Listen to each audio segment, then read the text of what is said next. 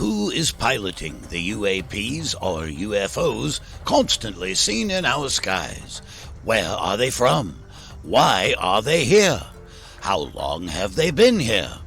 What is their mission on planet Earth? Do they come in peace, or do they have more sinister motives? Join Mad Mark as he uncovers the answers to these questions and many more of the mysteries that puzzle us all on Who Are the Aliens? The history of the Anunnaki on planet Earth. And now, here's Mad Mark.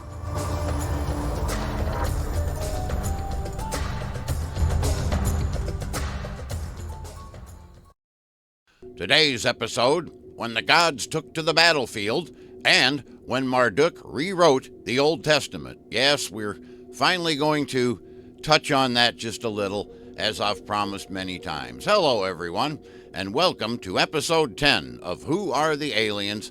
The history of the Anunnaki on planet Earth. I, of course, am Mad Mark, and before I begin, just a quick reminder to please like, share, and comment. It helps so much.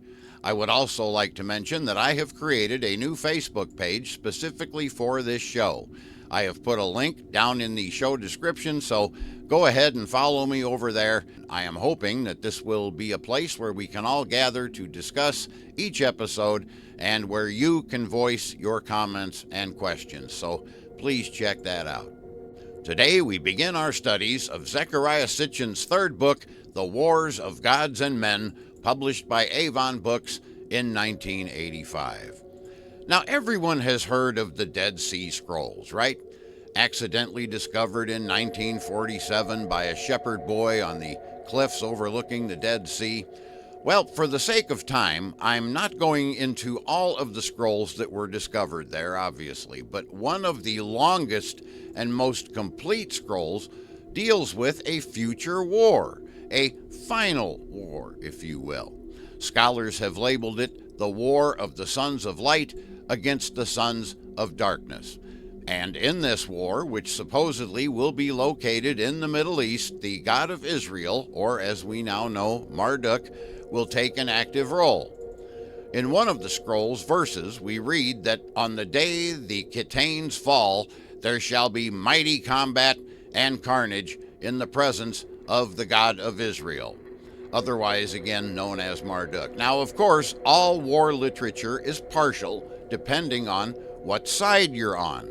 I find it interesting that whoever wrote this scroll depicted Marduk's side as the Sons of Light. Once we delve into the history and the various acts of Marduk, you will see that he is anything but a representative of the light. I find all of that rather ironic, but this notion that a god will actually appear on the battlefield to fight side by side with humans might sound a bit far-fetched, like something we might read in a fiction novel or a comic book, perhaps. I mean, throughout history, we have read countless tales of kings who claim to have gone to war for their god, and most people would write that notion off as a fantasy, but it's not actually as delusional as you might think. The Greek pantheon of gods, for example, often started aggressions and fought in wars with humans, but of course that was simply mythology, right? I find it fascinating that over the past 2,000 years or so, ever since the belief in the one true God took hold and spread throughout most of the world, these pantheons of ancient gods have been relegated to the category of legends and myths. When I have shown repeatedly on this program, and will continue to show, that it is the one true God belief that is in fact the fallacy. But I digress. Let's continue. First, let's understand a few things. The question often arises, did the Anunnaki believe in a higher power? And the answer to that is yes. They didn't worship it as many humans worship their God, but they did believe that it often interacted with them through the events of their lives and gave them guidance in their dreams. I will cover this in more detail on future episodes. Another thing that I would like to clarify, and I cannot emphasize this enough, is that there are many instances of Anunnaki behavior that may be difficult for many humans to understand. As I have learned through my readings and research over the course of my life, we humans are similar to the Anunnaki in our various behaviors and mannerisms, and of course vice versa, but never are we exactly the same. There are many times where the Anunnaki will do something that seems completely commonplace to them, but it will leave you and I simply scratching our heads in disbelief. Another item to clarify is that the Anunnaki are indeed a warrior race. Let there be no doubt about that. There were wars on their planet Nibiru long before the first Anunnaki ever landed here on planet Earth. One of those wars almost destroyed their planet completely, and we will learn more about that as time goes by. It should not be surprising to learn that the Anunnaki also fought amongst themselves right here on Earth, because that is their nature. And one final point I wish to make is that the Anunnaki went by different names at different times and locations throughout history. Some of these name changes were of their own doing. It's just their way. I've given up trying to understand why they do that. It seems very confusing to me. But it is as they do things. So, as I said earlier, they have certain behaviors that are difficult for we humans to understand. But another reason for these name changes might be the result of human intervention over time. So keep that in mind as well. One final note here regarding the various gods involved in the wars that we will be examining in this book. Mr. Sitchin prefers to use the names that were utilized by the various source materials for each particular Anunnaki god. Now, in my view, that is very confusing. So I will attempt to clarify exactly which gods are being referred to by using both their more popular, well-known name and then the name in the individual texts, as I did on past episodes with examples of Zeusudra/Noah. So now, as I stated in the last episode, many of these wars stemmed from the very fact that the Anunnaki were very territorial and protective of their own lands. And as time passed and they produced offspring, of course, these children wanted lands of their own to rule over. And then eventually there were grandchildren and, well, you see where this is going. And the same as now. The grass is always greener on the other side of the fence. Nothing is ever good enough.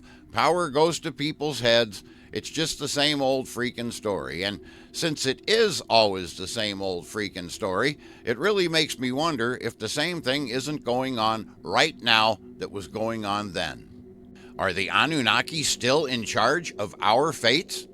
Well, they are still here after all. Their need for our gold in order to keep their planet's atmosphere in place is an ongoing struggle, so they are never going to go away. Are there other places in the solar system where gold can be found and mined?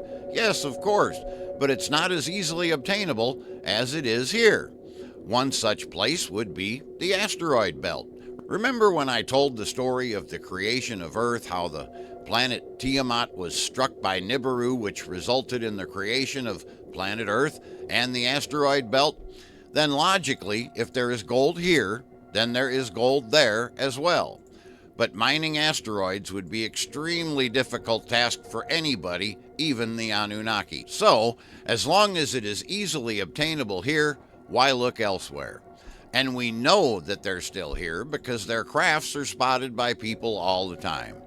While it is almost a certainty that there are not nearly as many Anunnaki on Earth now as there once was, I contest that they are still very instrumental in the goings-on here on Earth. Why? Because it is beneficial to them to do so. Okay, time to return to the text.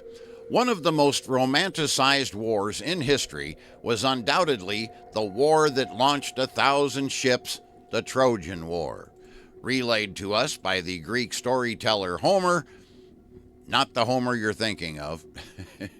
In this story, entitled The Iliad, in this account of the war, Homer, again, different Homer, blamed the gods for not only starting this war, but also for turning it into such a major conflict.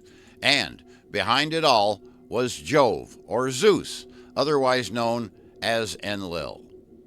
In this case, I can see why Enlil chose to go by a different name. The bad press from the Great Flood incident was probably killing him. But even before the battle had begun, it was the god Apollo who made the first violent act. And who was Apollo? None other than Shamash-Utu, the grandson of Enlil. The Iliad tells us that he sat himself down away from the ships with a face as dark as night, and his silver bow rang death as he shot his arrows into the midst of the Achaeans. For 9 days he shot his arrows among the people. What was this weapon that Apollo Shamash-Utu was utilizing? My guess would be it was some sort of grenade or rocket launcher. Finally, the war begins, and we read that Minerva, the sister of Apollo Shamash-Utu, otherwise known as Inanna Ishtar, shot through the sky as a brilliant meteor, a fiery train of light. And later on, to prevent the fighting from stopping for the evening, she lit up the battlefield, turning night into day. How did she accomplish this? Well, I'm assuming it was some sort of a high-powered LED floodlight technology.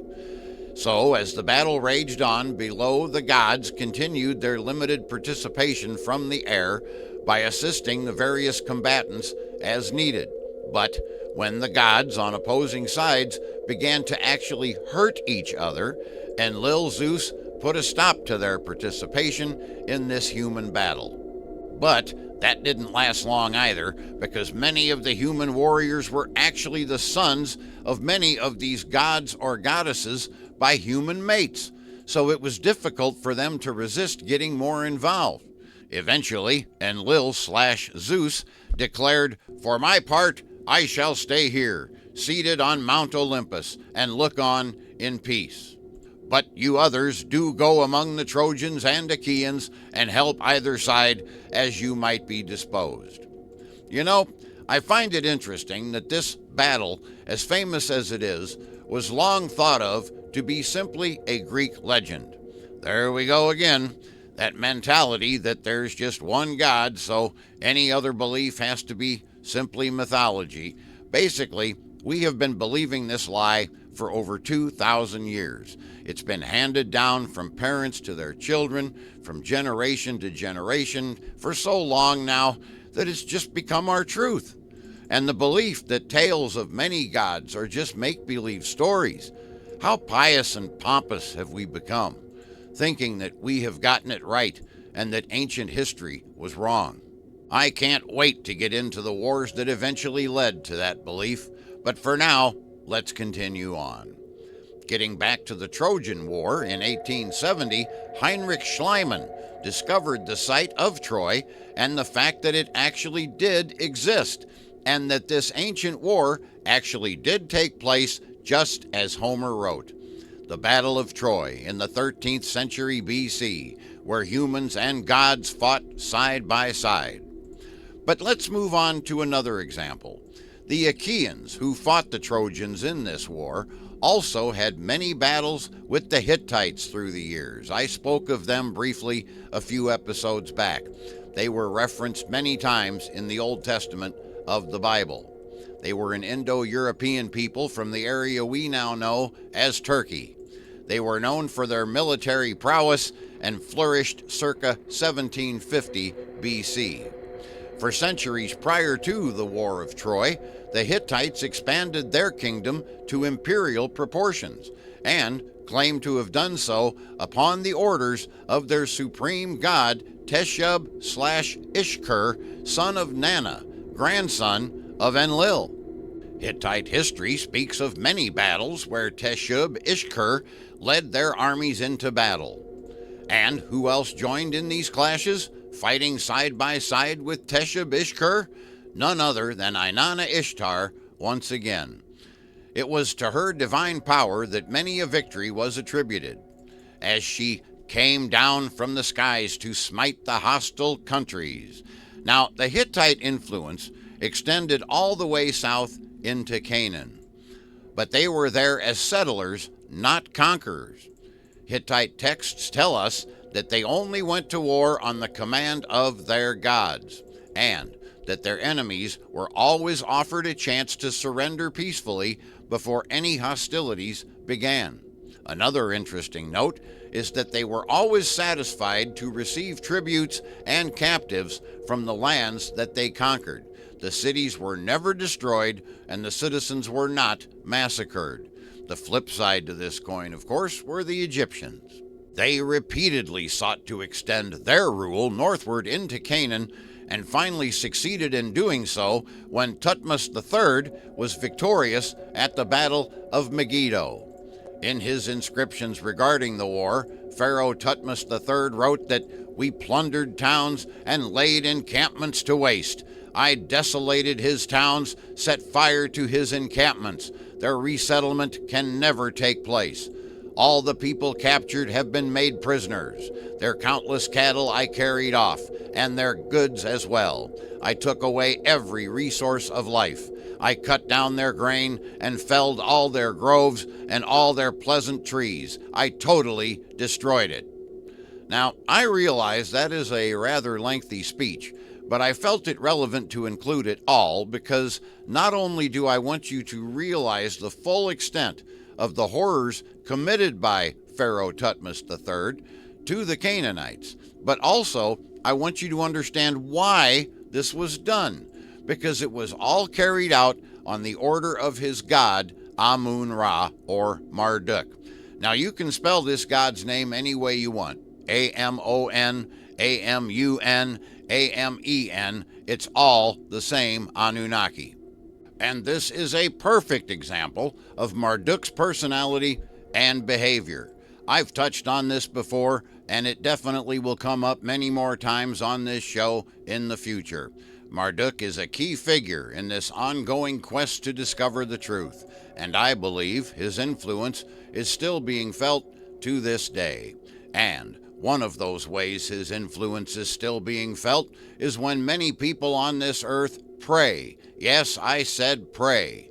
What word is it that all of the Abrahamic faiths use, the Jewish, the Christians, the Muslims, at the end of their prayers, or as an affirmation of a prayer?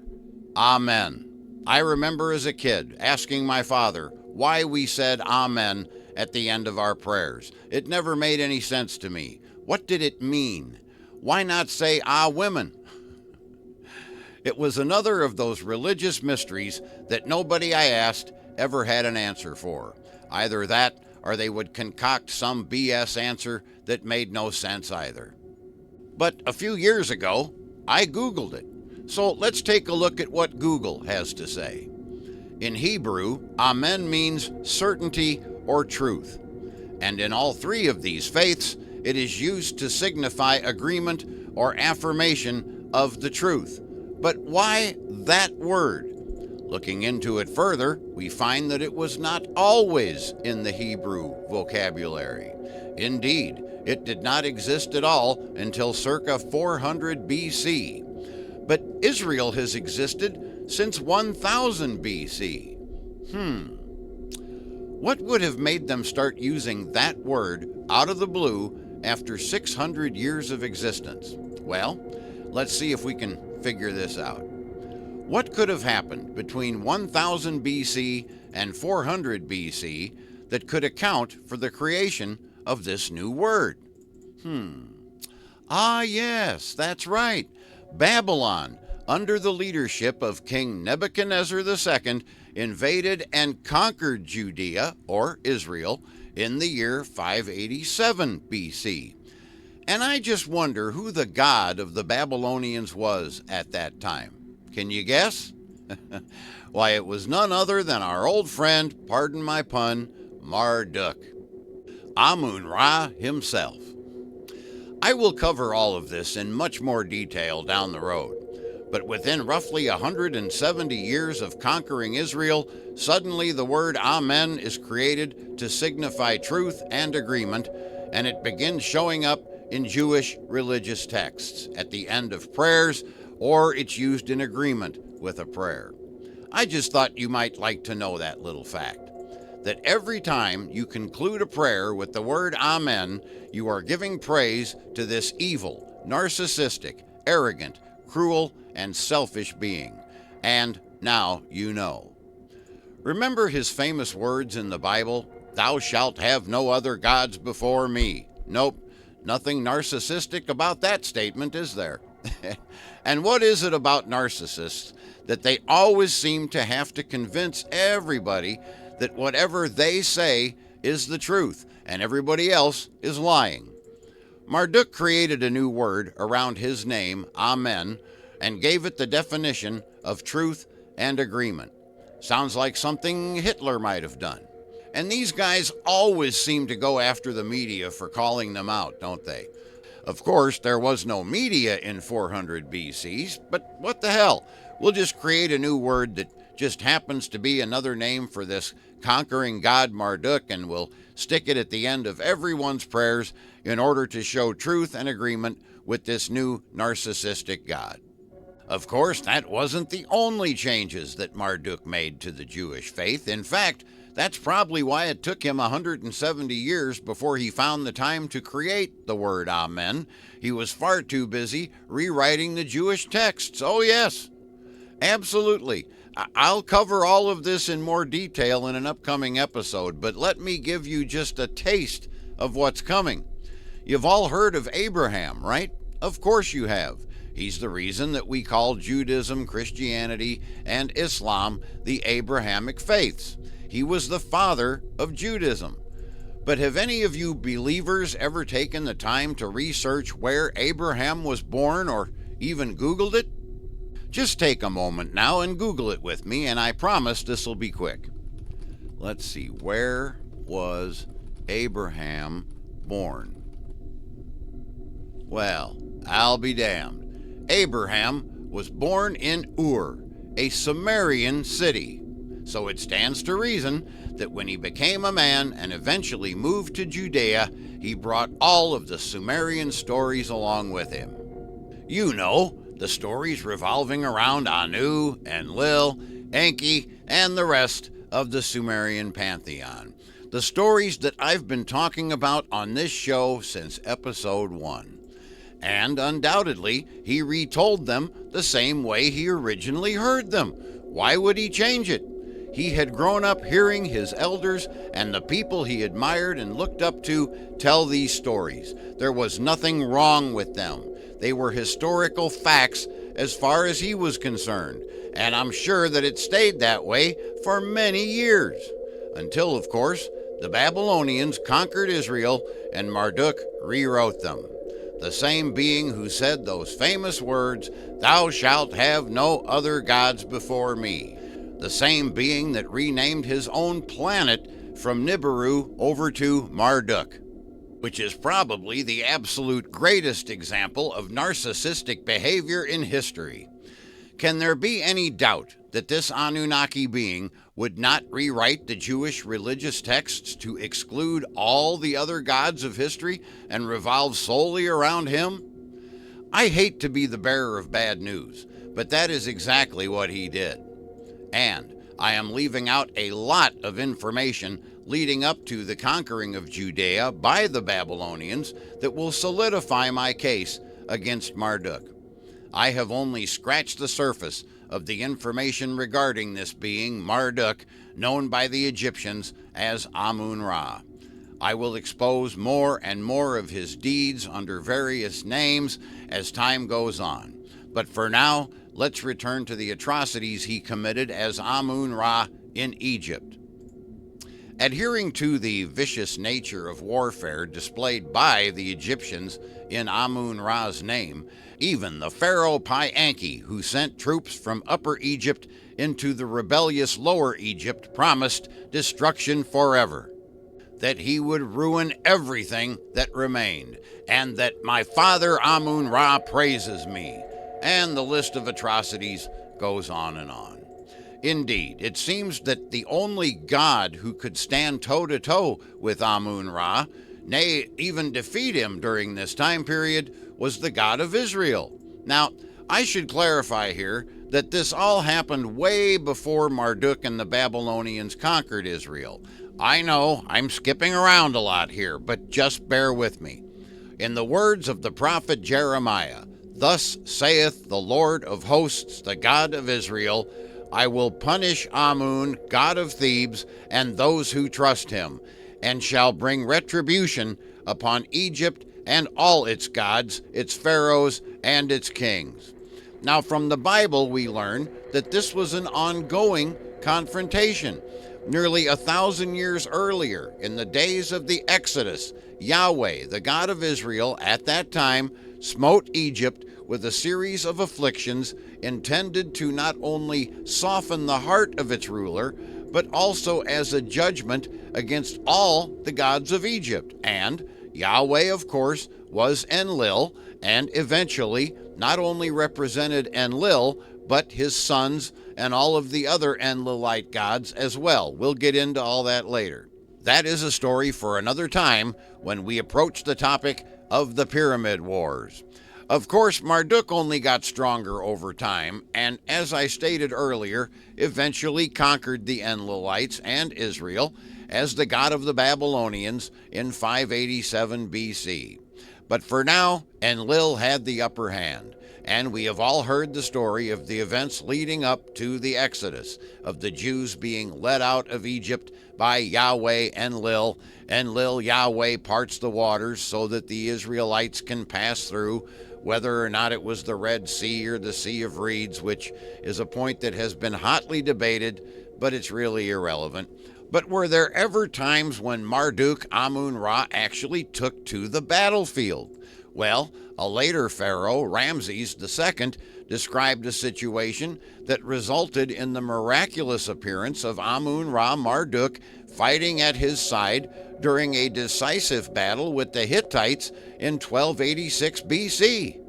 In this particular situation, the Egyptian army had reached Kadesh ready for battle, but the Hittite army was nowhere to be found. So Ramses ordered 2 of his divisions to advance towards the fortress, and as soon as they left, the Hittite chariots appeared as if out of nowhere and attacked the Egyptians from behind. The Egyptian troops fled in panic at this surprise attack, and it was then that Ramses realized that he was blocked off and surrounded by 2,500 Hittite chariots. Ramses then yelled to his god, reminding him that he was in this predicament solely because he had followed Amun-Ra Marduk's orders. And he said, "What now, my father Amun? Has a father forgotten his son? Whatever I did or did not do, was it not in accordance with your commands? What are these Asiatics to you, O Amun? These wretches who know nothing of thee, O God? Are your powers not greater than millions of foot soldiers, of hundreds of thousands of chariot soldiers?" And then it happened. Marduk appeared on the battlefield, calling out, "Forward! Forward! Ramses, beloved of Amun, I am with thee." The pair tore into the opposing troops, who were suddenly and inexplicably feebled. The Hittite soldiers dropped their hands to their sides, all at once unable to shoot their arrows or raise their spears. And they called out to one another, "This is no mortal who is among us. This is a mighty God. His deeds are not the deeds of a man." And just like that, the enemy was slain, and Ramses managed to escape. And that is where I will leave you for this episode. You have quite a lot there to digest, and we have so much more to cover and learn. I am Mad Mark, and I sincerely hope that you have enjoyed this episode. If so, please like, share, and comment. It helps so much. And also, please tell your friends and help spread the word about this show. Also, if you have any questions regarding the content I discuss on this program, just message me through madmarktv.com or on any of my social media platforms. I also wish to remind everyone that listening to this podcast is no excuse to not read the book that we are discussing here, The Wars of Gods and Men by Zecharia Sitchin. It is an amazing work, and I am leaving out much information in order to keep the show flowing properly, so do yourselves a favor and read that book. Who Are the Aliens? The History of the Anunnaki on Planet Earth is written and produced by me, Mad Mark. Today we have taken another step in our ongoing journey to discover the truth. I promise you that things will get more and more interesting the further we delve into this topic of who are the aliens, the history of the Anunnaki on planet Earth. Bye for now.